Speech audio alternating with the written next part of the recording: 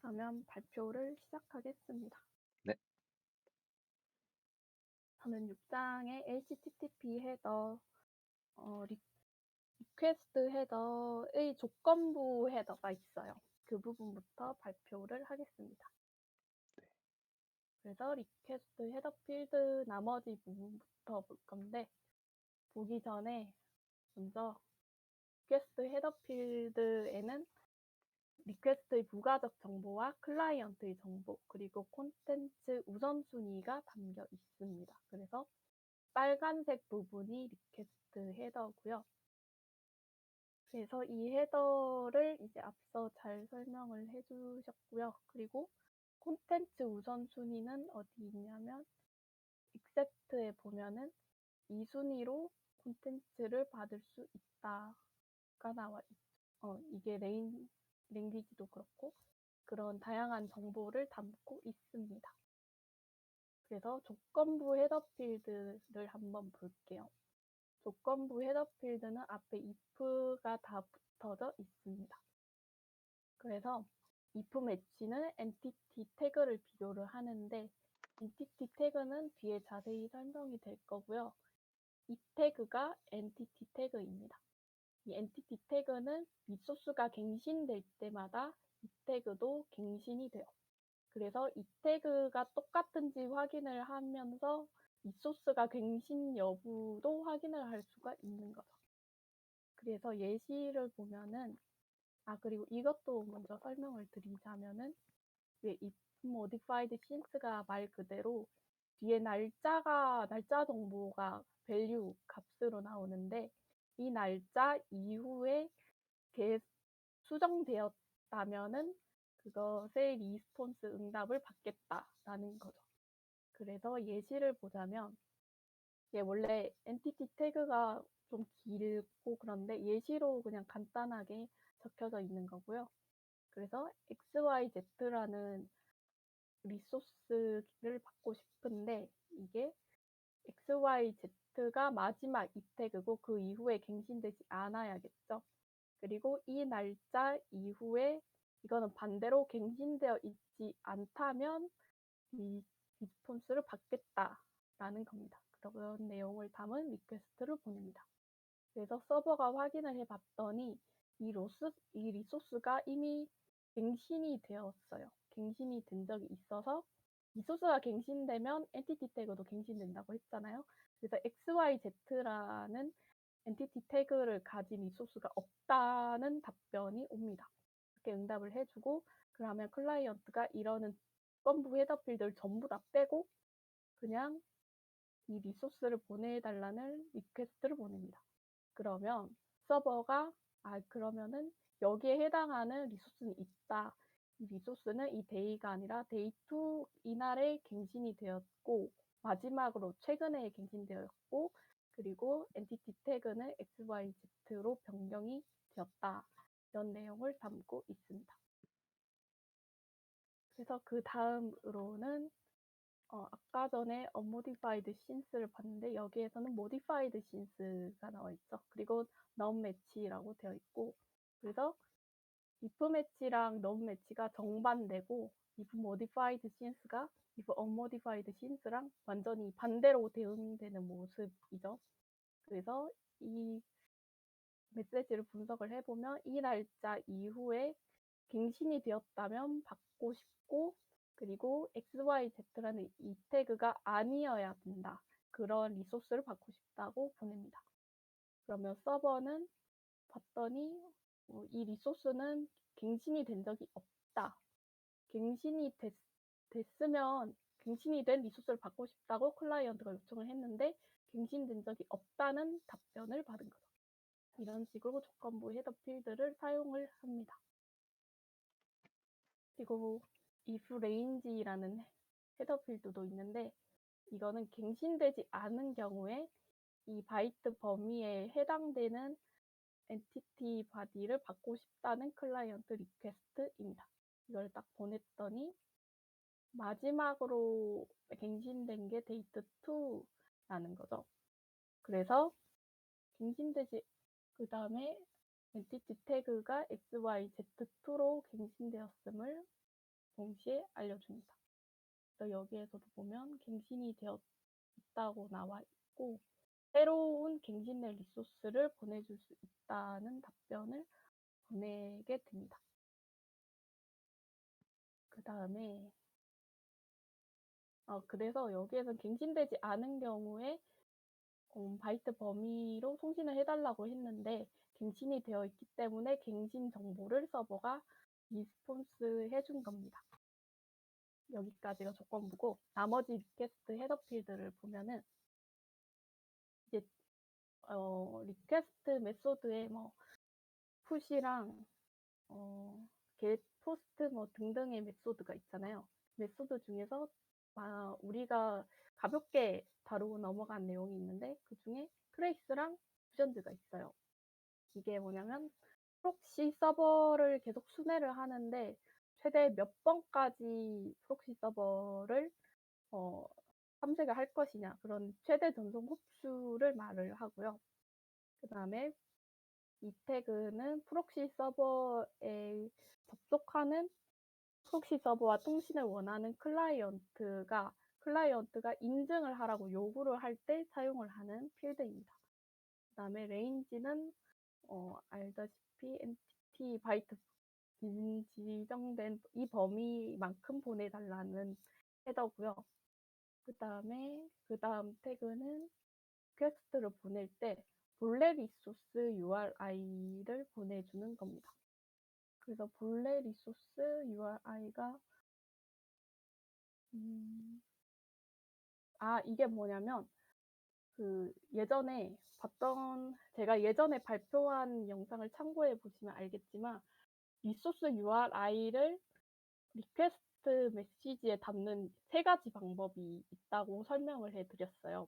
첫 번째 방식은 전체 URI를 그대로 첫 번째 시작줄에 담는 방식이고 두 번째 방식은 호스트, 그러니까 포트랑 IP를 호스트라는 헤더 필드에 따로 담는 방식 2가지 방식이 있었는데 원래 처음부터 끝까지 URI 전부 다 이제 담는 헤더 필드가 되겠습니다.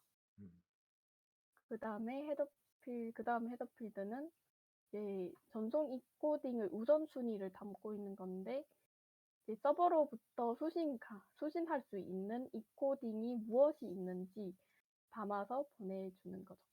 그 다음에 유저 에이전트는 클라이언트의 정보, 크롬으로 접속했는지, 파이어폭스로 접근했는지, 윈도우인지, 맥인지, 모바일인지 그런 정보를 담고 있습니다.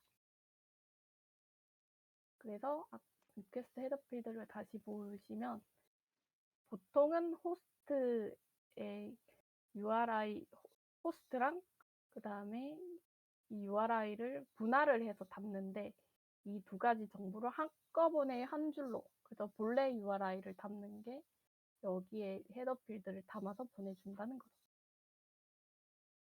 그 다음에 유저 에이전트에 파이어폭스로 접근했다는 클라이언트 정보가 담겨 있고요.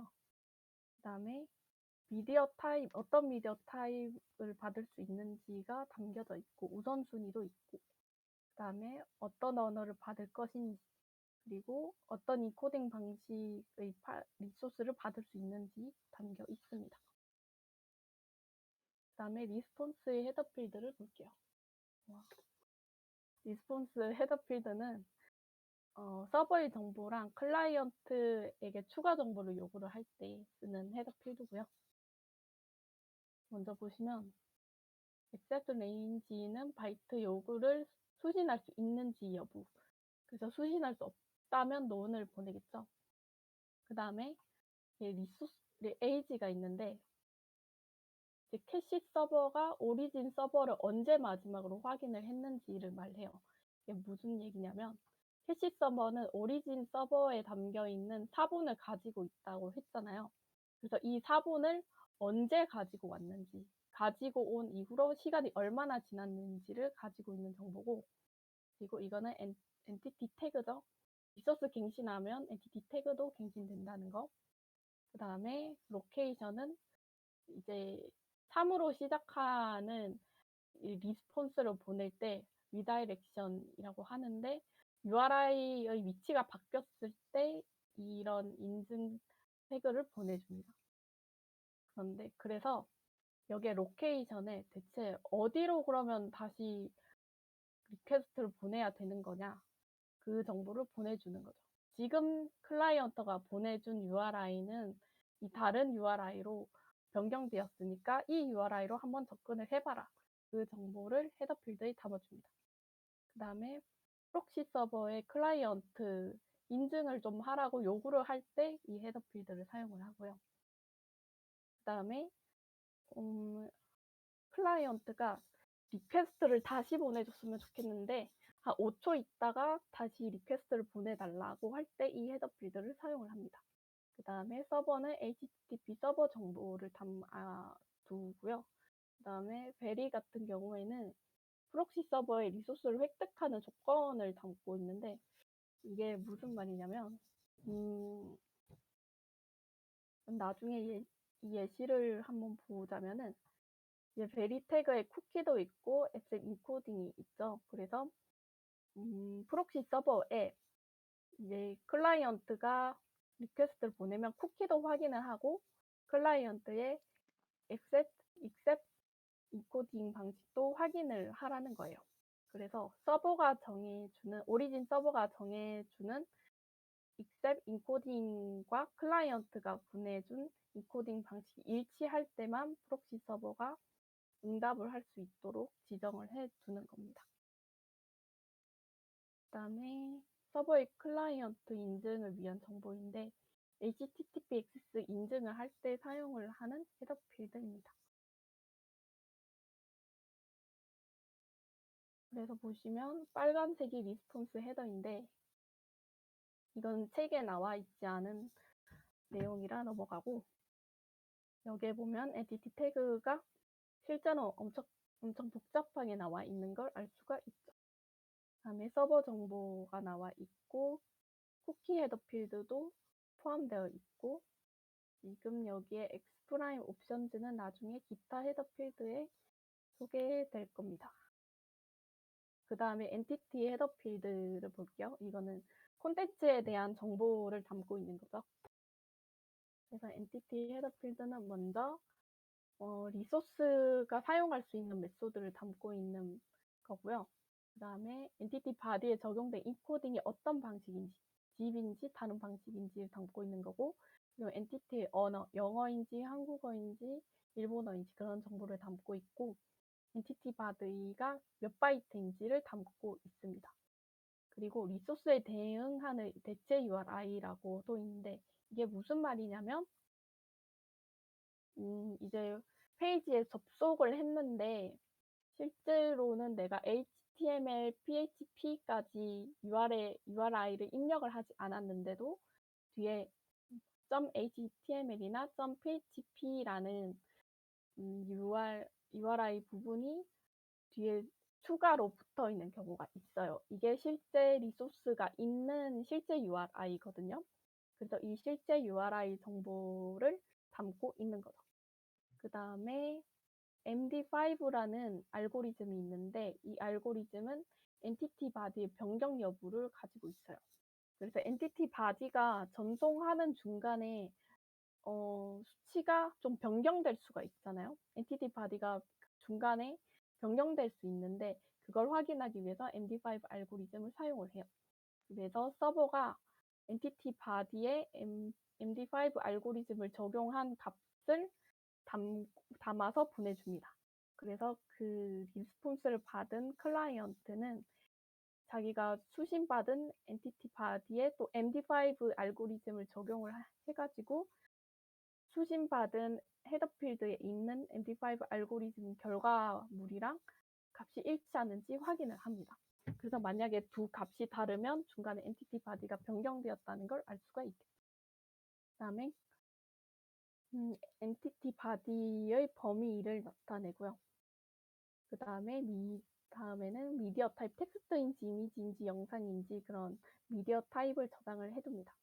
그리고 엔티티 바디를 언제까지 사용을 할 수 있는지 유효 기간을 나타내주는 헤더 필드고요.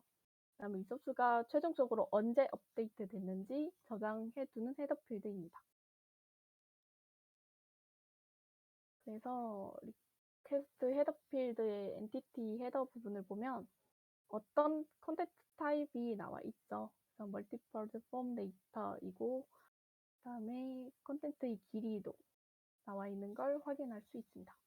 그다음에 리스폰스 헤더 필드에도 엔티티 헤더를 보면은 인코딩 형식이 집이고 그다음에 컨텐츠 타입은 텍스트라는 걸 알 수 있습니다. 그리고 마지막으로 이 날짜에 수정이 되었다는 정보까지 담고 있죠.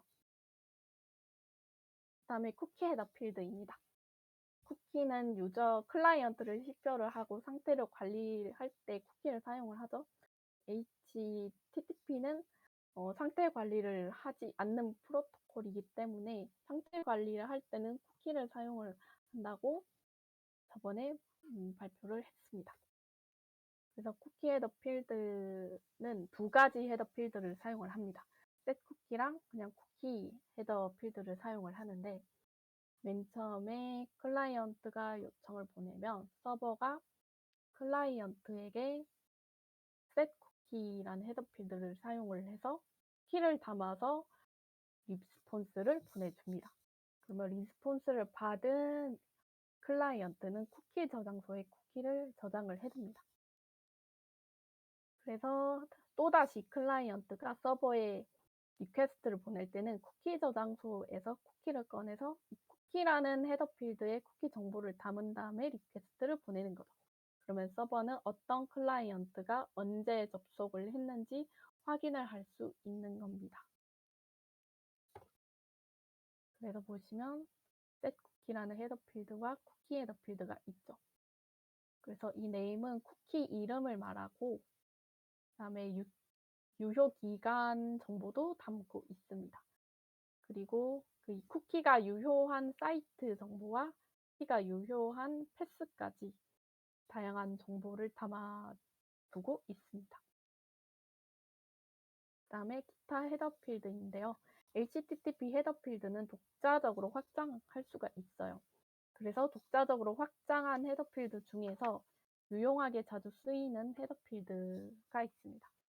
크게 네 가지가 있는데 먼저 X프레임 옵션이 있습니다. 얘는 이제 iFrame 같은 태그를 사용을 하면 다른 웹페이지를 참조할 수 있거든요.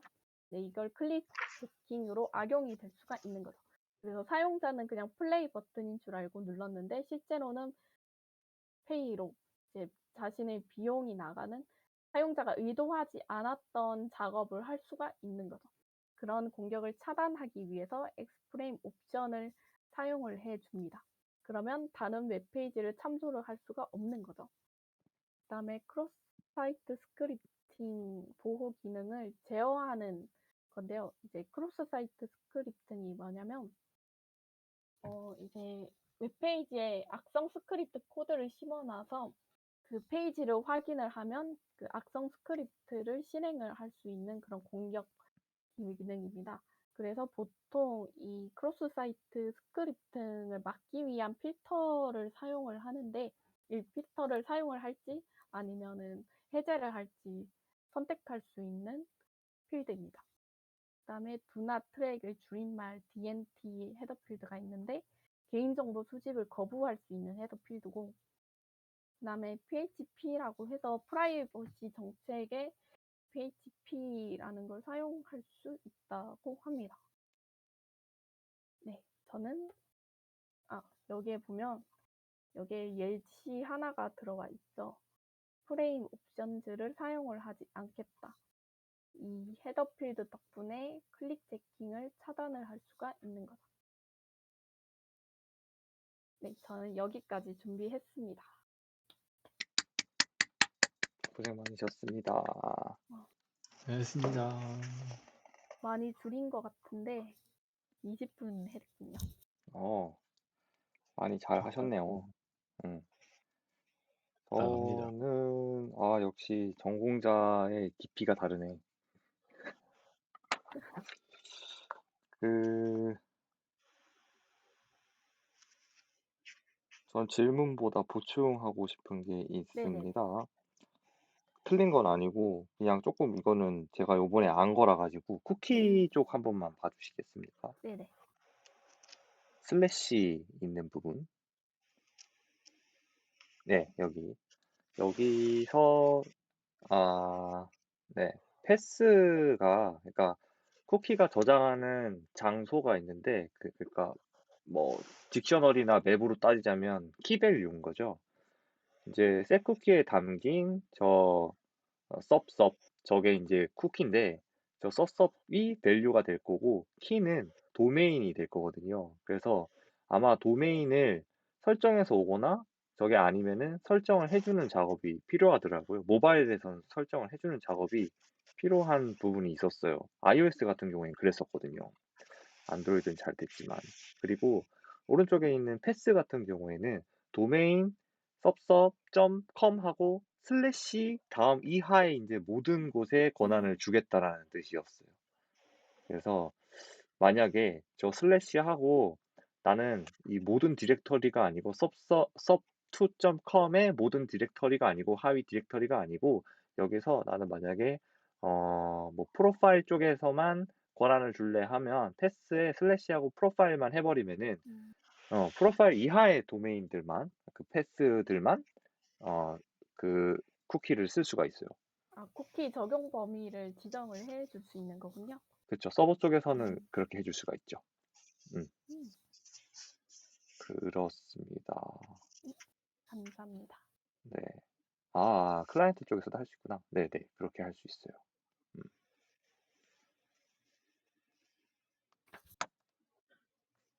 수동으로 해보니까 알겠더라고요. iOS 제작.